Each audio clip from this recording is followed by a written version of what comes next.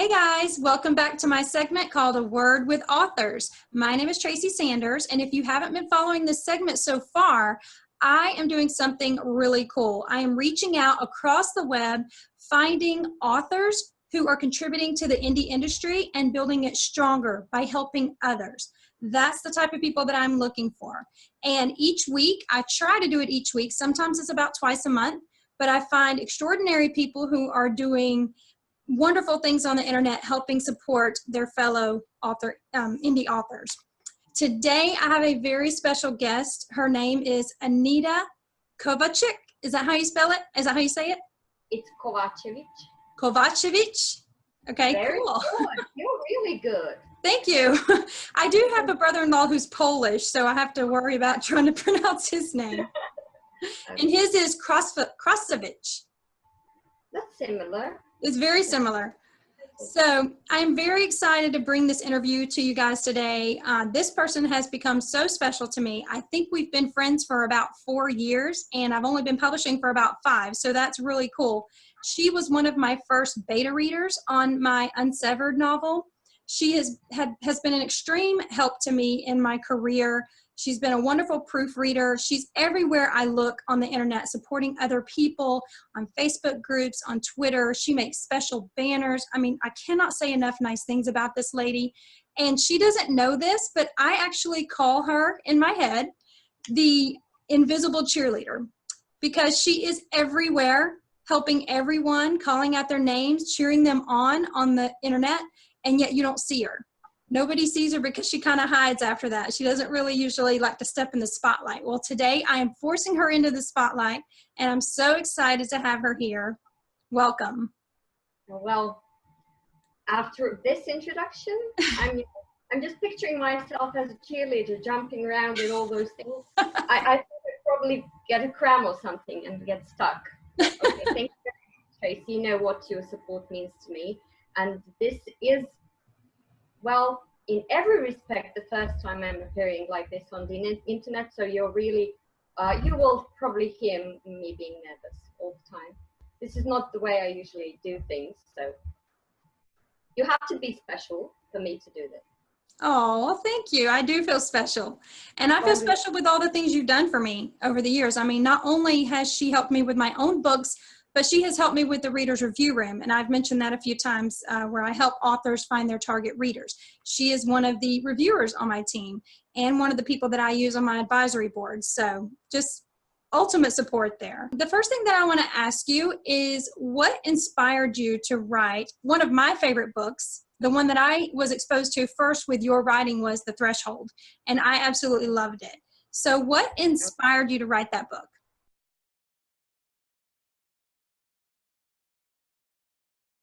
The name itself is sort of metaphorical because it was one of the first books I actually decided to publish, but well, in a way was led to publish, inspired by other people. It was inspired by, this is going to sound cliche, by reading Harry Potter. When I started reading the last book, in about the first chapter, I think, when Severus Snape goes to the house where Voldemort is currently residing, there was a sentence that said he crossed over the threshold, and as soon as I saw the word threshold, it sort of gave me ideas of how everything is going to change as soon as he crosses it, and how it would be if you cross the threshold and your life suddenly changed. And then all these images from the book came to my head, and I had to leave Harry Potter aside, which is a miracle for me, and spend the rest of the night writing parts of Threshold, and then it took me a couple of nights to finish, you know, the editing process and everything. So it's here. Can I show it? Sure, I'd love to see it. That's my paper book. I'm very proud of it. And on the cover, actually, is a photo I took in the old part of the upper town of the capital of my country, in Zagreb. So this is a historical building, actually. I just edited a little bit.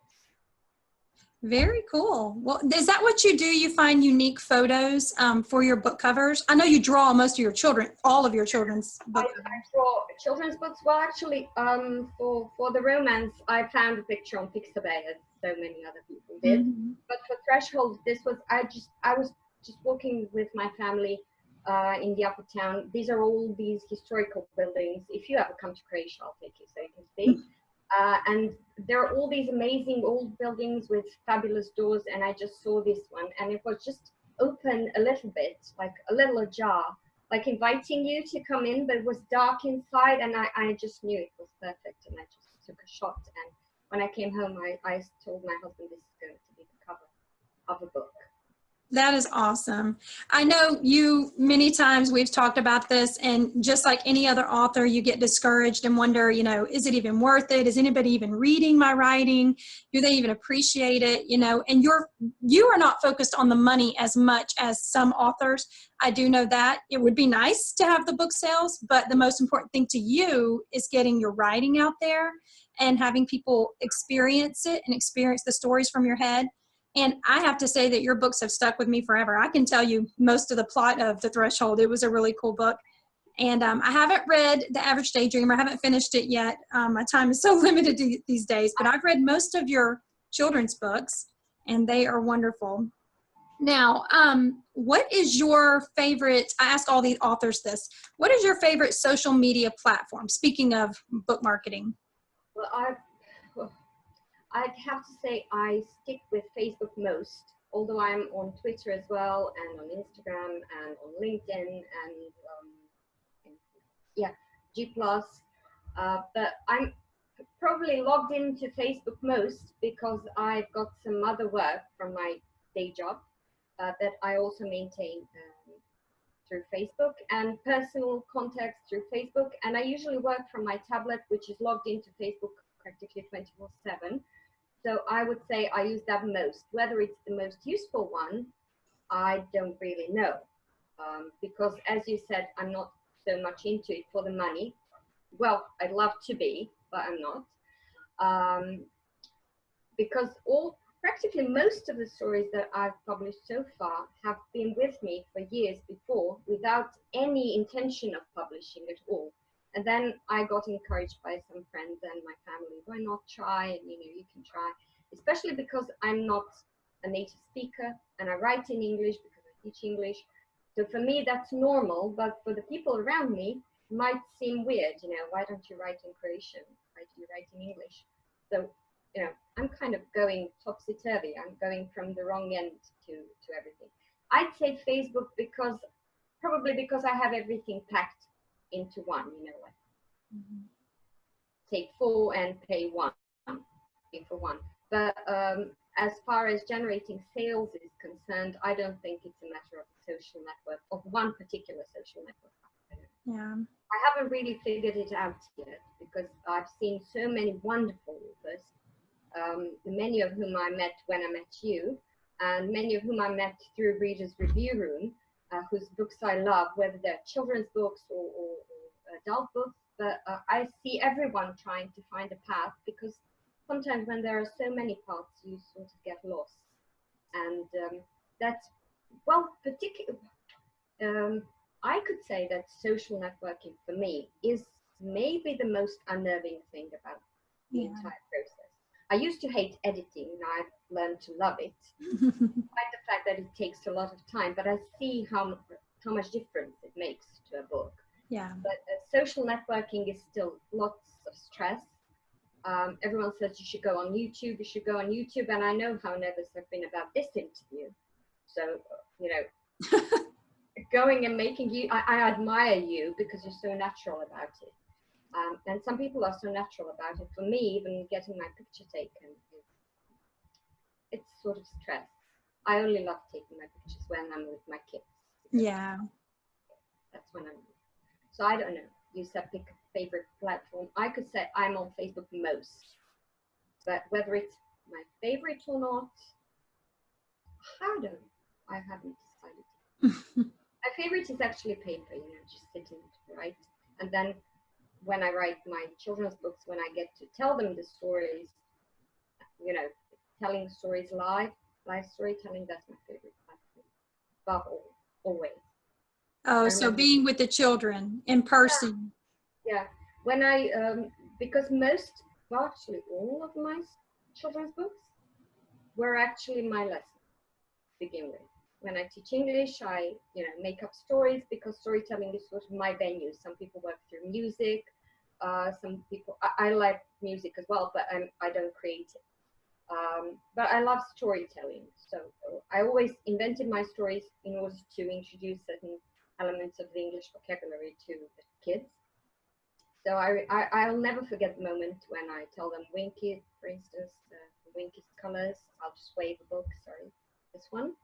When I tell it to the kids and when it says that he jumps into the oil spill and then darkness comes, it's like the air is cut in the room and their eyes are like this and their hearts, you can almost hear their hearts pumping, and then that's the social venue I'm looking for. That's what feeds you, that's what gives you strength, and social networking is always, you sometimes feel like you're talking to the people too much, like I'm now. You're talking to the people and you're really not sure if anyone is listening. When you're with the kids in the room, you can react, you can see, and they actually help me polish the stories. Sometimes I tell stories and then I see if they react well or not.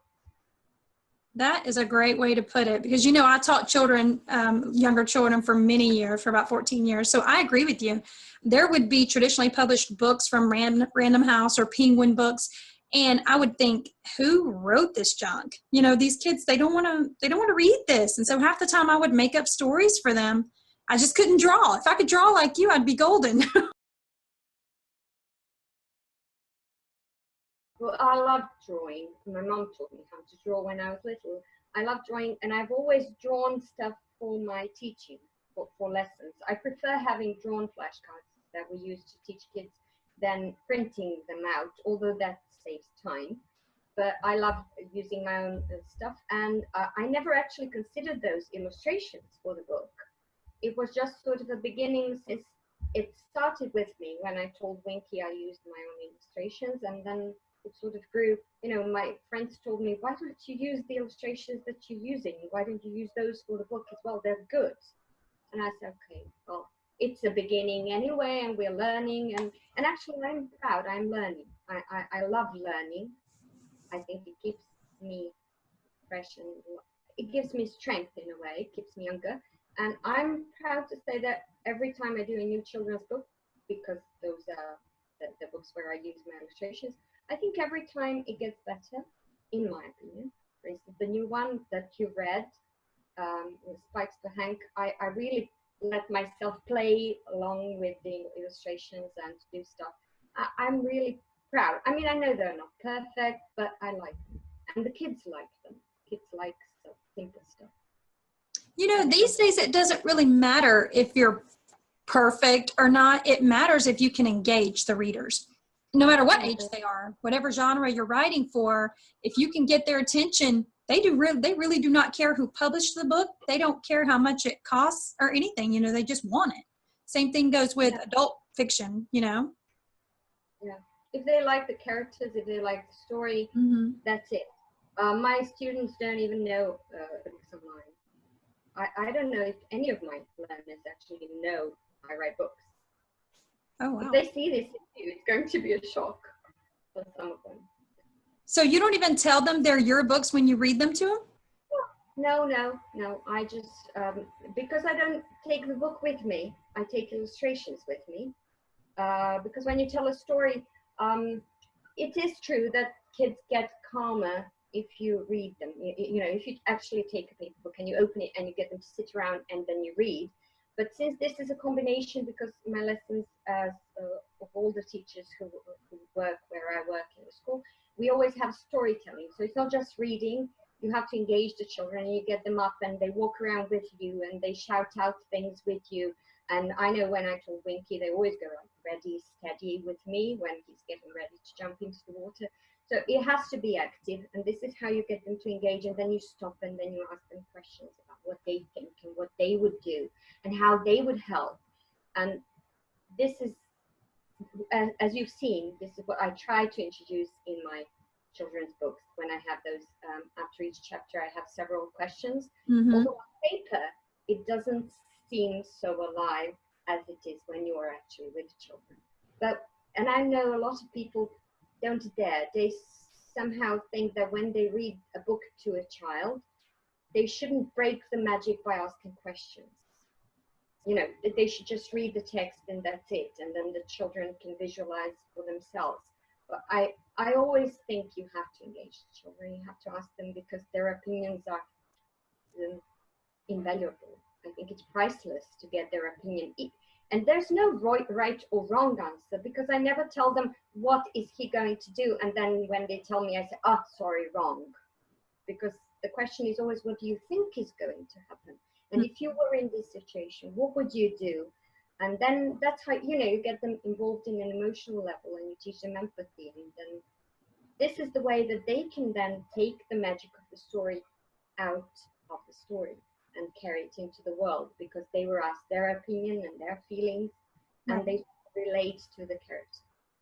Well, if you think about it, you doing that with the children, because that's a children's genre, that's the same thing that adults do, you know, with adult fiction. If you can engage them with the characters and get them to fall in love with the characters, you've got them, you know. And I used to do the same thing with the kids in my care. I would, when they would ask me a question, I would answer them with a question.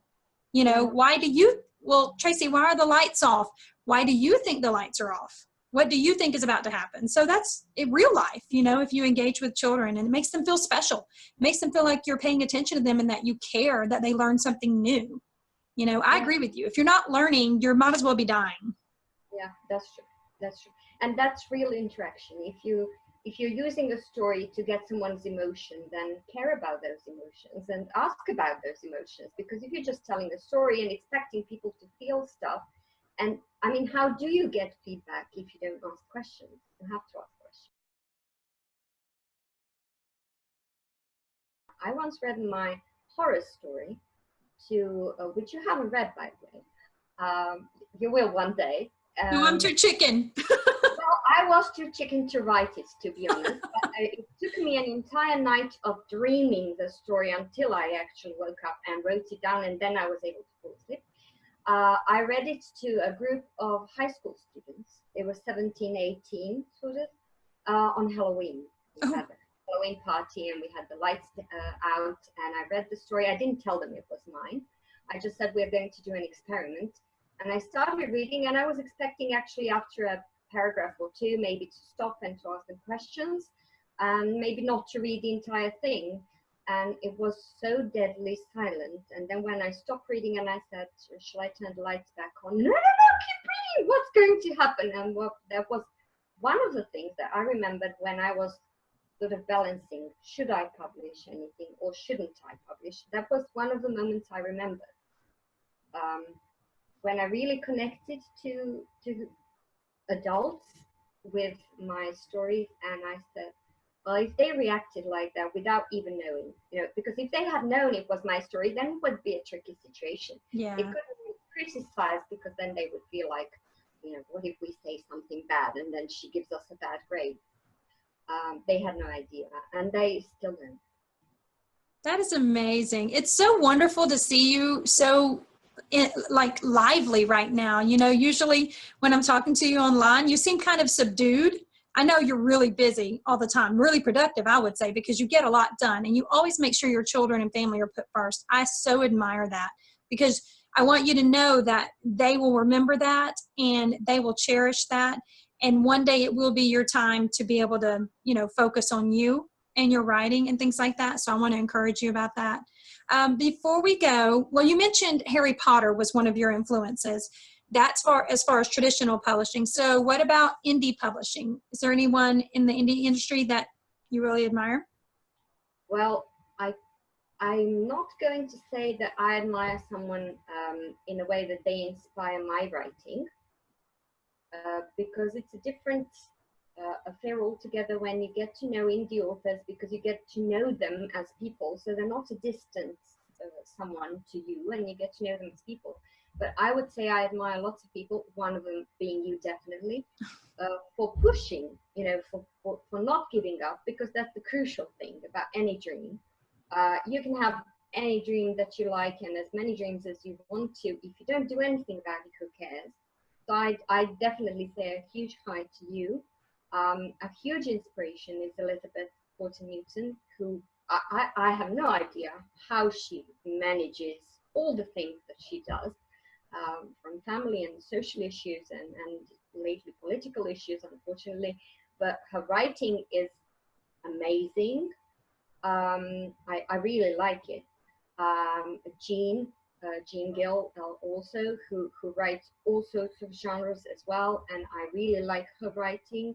I'm just sorry that there are not enough hours in a day for me to read all the books.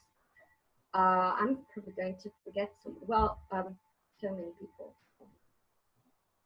These are the people I've talked to most. So Right. well, there are lots of people I work with, and you've met plenty of them, who included me in this book as well. And then there's this authors group on Facebook where there are wonderful people. I don't know.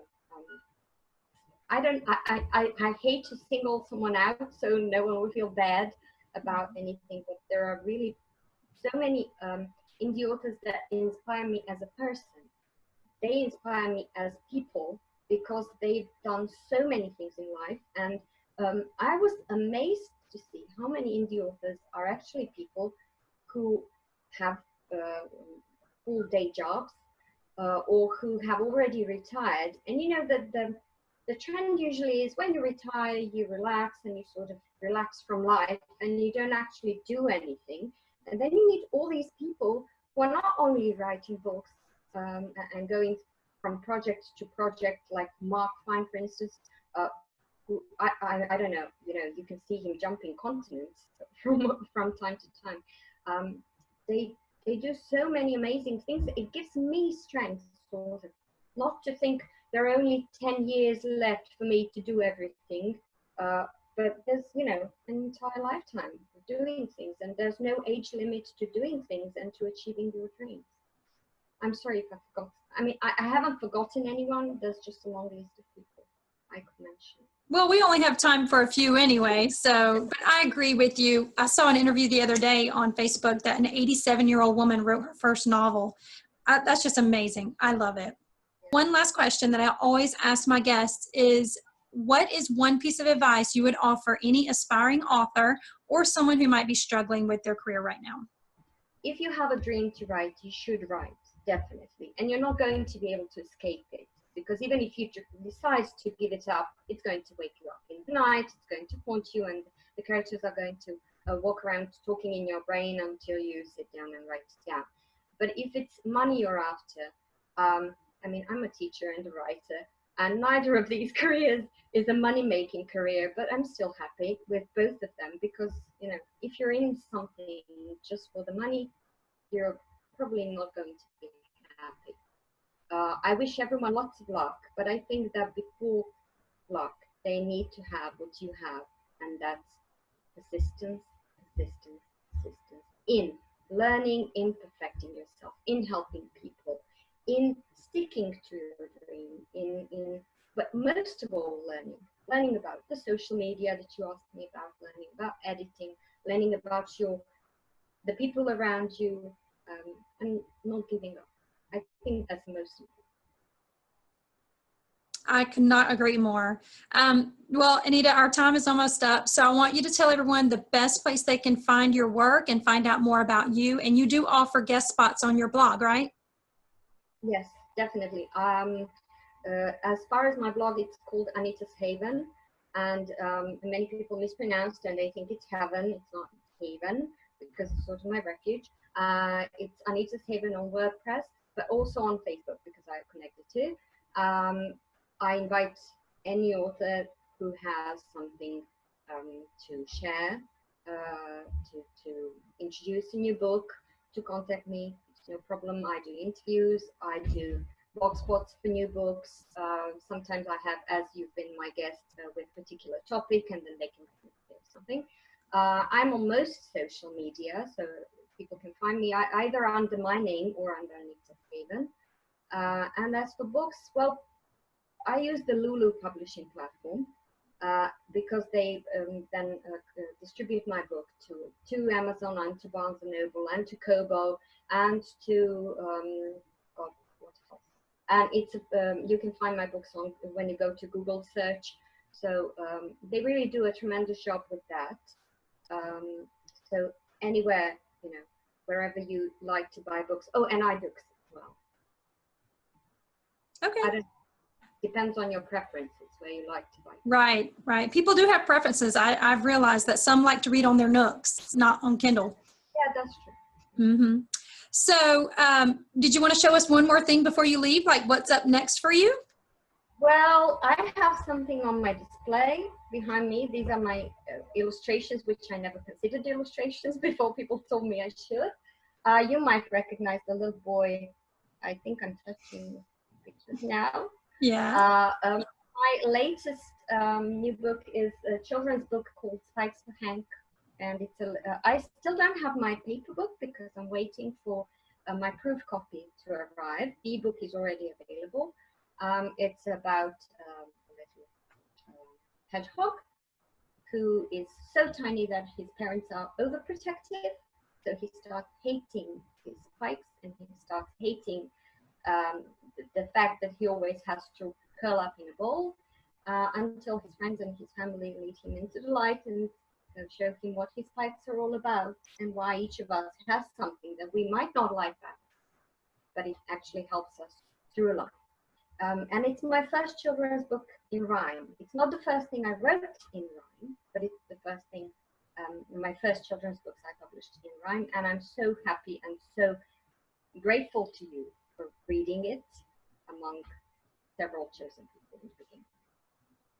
Yes, I very much enjoy all of your books and anything that you write, so you know I'll be checking it out.